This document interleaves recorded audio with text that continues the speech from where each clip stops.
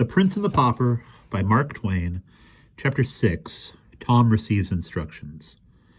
Tom was conducted to the principal apartment of a noble suite, and made to sit down, a thing which he was loth to do, since there were elderly men and men of high degree about him. He begged them to be seated also, but they only bowed their thanks and murmured them, and remained standing. He would have insisted, but his uncle, the Earl of Hertford, whispered in his ear, "Prithee insist not, my lord. It is not meet that they sit in thy presence."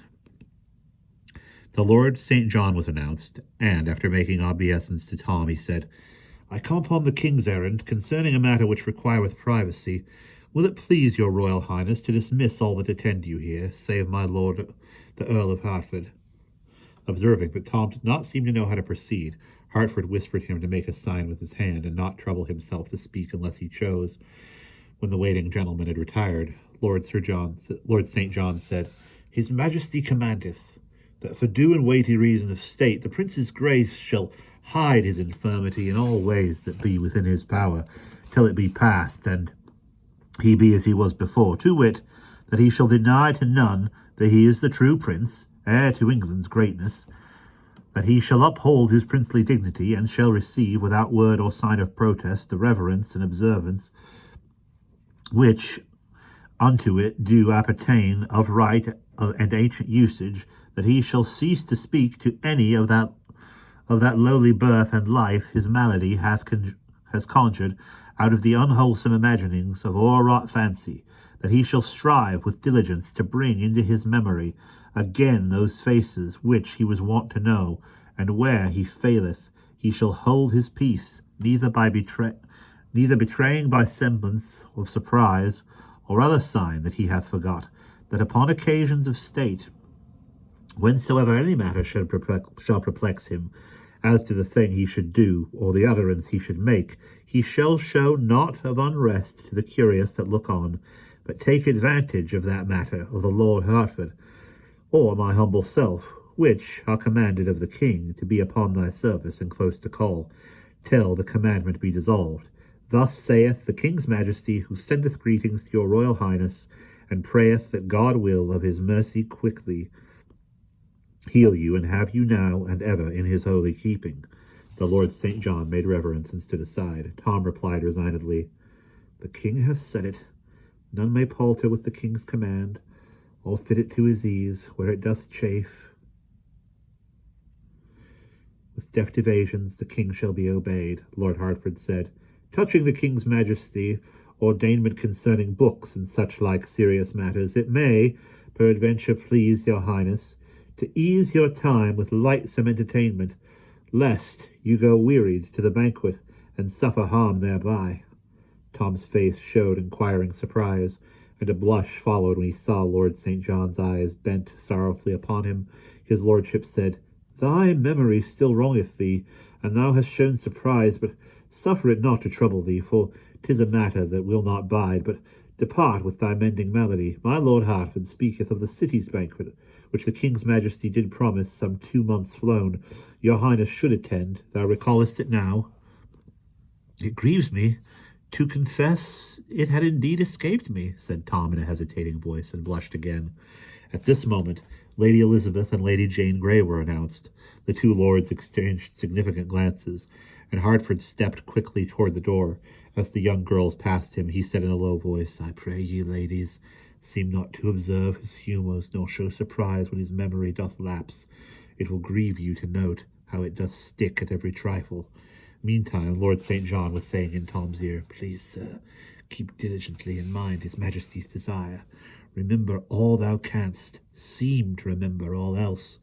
Let them not perceive that thou art much changed as from thy wont, for thou knowest how tenderly thy old playfellows bear thee in their hearts, and how 'twould grieve them. Art willing, sir, that I remain, and thine uncle?" Tom signified assent with a gesture and murmured word, for he was already learning, and his simple heart was resolved to acquit himself as best he might according to the king's command. In spite of every precaution, the conversation among the young people became a little embarrassing at times, more than once in truth. Tom was near to breaking down and confessing himself unequal to his tremendous part, but the tact of the Princess Elizabeth saved him, or a word from the other of the vigilant lords, thrown in apparently by chance, had the same happy effect. Once the little Lady Jane turned to Tom and dismayed him with this question: Hast paid thy duty to the Queen's Majesty today, my lord? Tom hesitated, looked distressed, and was about to stammer out something at hazard when Lord St. John took the word and answered for him with the easy grace of a courtier accustomed to encounter deliberate difficulties and to be ready for them.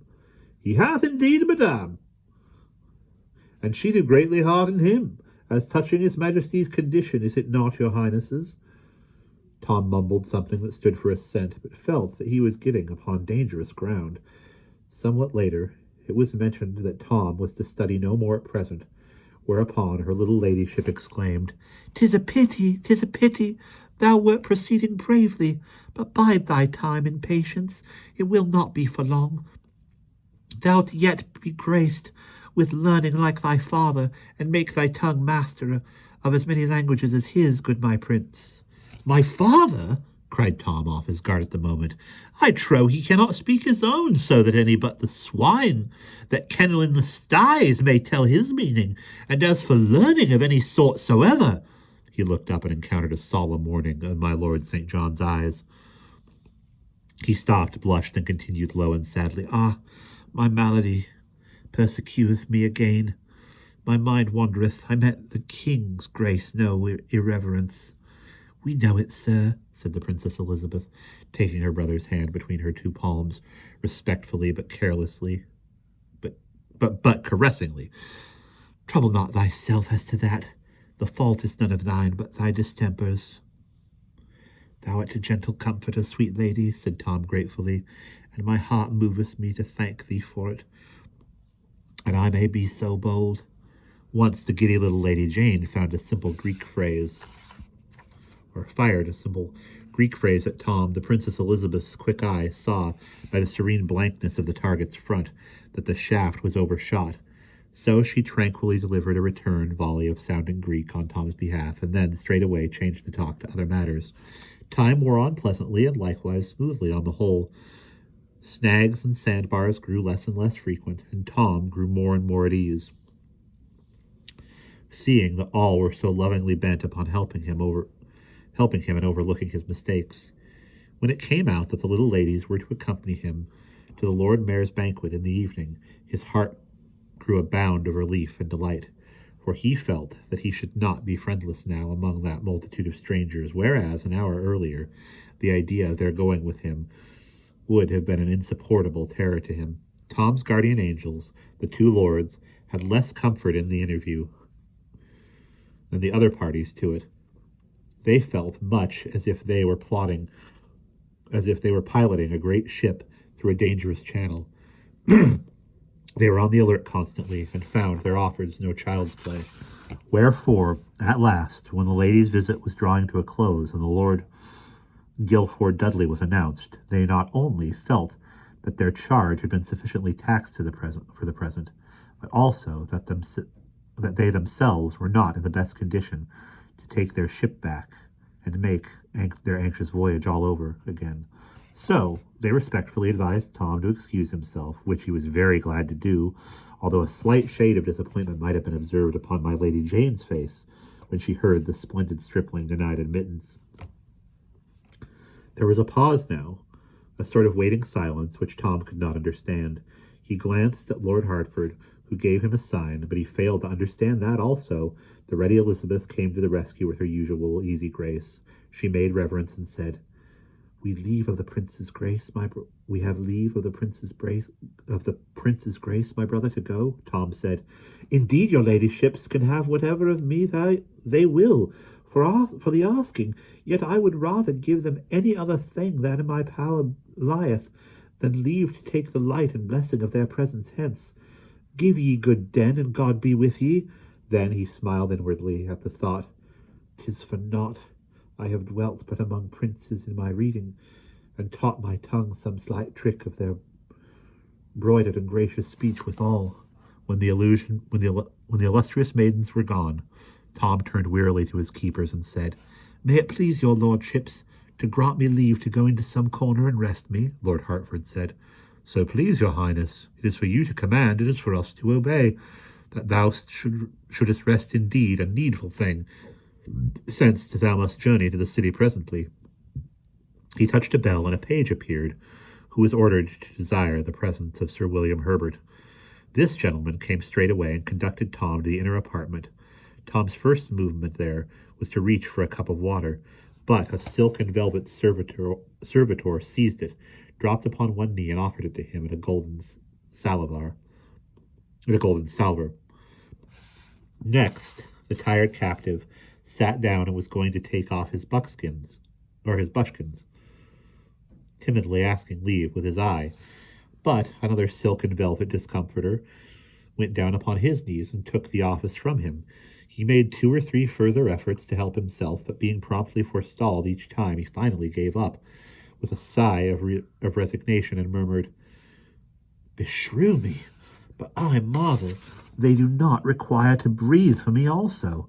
Slippered and wrapped in a sumptuous robe, he laid himself down at last to rest, but not to sleep, for his head was too full of thoughts and the room too full of people. He could not dismiss the former, so they stayed. He did not know enough to dismiss the latter, so they stayed also, to his vast regret and theirs. Tom's departure had left his 2 noble guardians alone. They mused a while, with much head-shaking and walking the floor. Then Lord St. John said, "Plainly, what dost thou think? Plainly then this, the king is near at his end, my nephew is mad. Mad will mount the throne, and mad remain. God protect England, since she will need it." "Verily, it promised so, indeed, but have you no misgivings as to... The speaker hesitated and finally stopped. He evidently felt that he was upon delicate ground. Lord Hertford stopped before him, looked into his face with a clear, frank eye, and said, "Speak on. There is none to hear but me. Misgivings as to what?"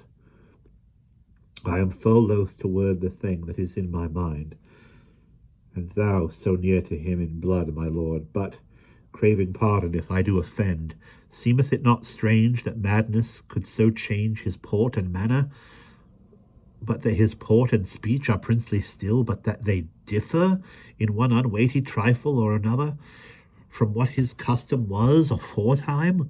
Seemeth it not strange that madness should flitch from his memory his father's very lineaments, the customs and observances that are his due from such as to be about him, and leaving him his Latin, strip from him his Greek and French? My lord, be not offended, but ease my mind of its disquiet, and receive my graceful thanks. It haunteth me, his saying he was not a prince, and so—" "Peace, my lord, thou utterest treason. Hast forgot the king's command? Remember, I am party to thy crime, if I but listen." St. John paled, and hastened to say, "I was in fault, I do confess it. Betray me not, grant me this grace out of thy courtesy, and I will neither think nor speak of this thing more. Deal not hardly with me, sir, else I am ruined." "I am content, my lord, so thou offend not again, here or in the ears of others. It shall be as though thou hadst not spoken, but thou needest not have misgivings. He is my sister's son. Are not his voice, his face, his form familiar to me from the cradle? Madness can do all the odd, conflicting things thou seest in him, and more. Dost not recall how the old Baron Marley, being mad, forgot the favour of his own countenance, that he had known for 60 years, and held it was another's, nay, even claimed he was the son of Mary Magdalene, and that his head was made of Spanish glass, and sooth to say, he suffered none to touch it, lest by mischance some heedless hand might shiver it? Give thy misgivings easement, good my lord. This is the very prince, I know him well, and soon will be thy king. It may advantage thee to bear this in mind, and more dwell upon it than the other."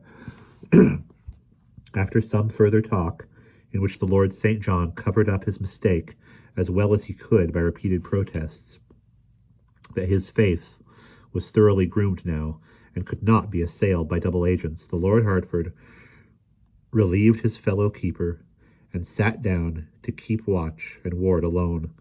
He was soon deep in meditation, and evidently the longer he thought, the more he was bothered. By and by he began to pace the floor and mutter, "Tush! He must be the prince. Will any be in all the land maintain there can be two, not of one blood and birth, so marvellously twinned? And even were so, 'twere yet a stranger miracle that chance should cast the one into the other's place. Nay, 'tis folly, folly, folly."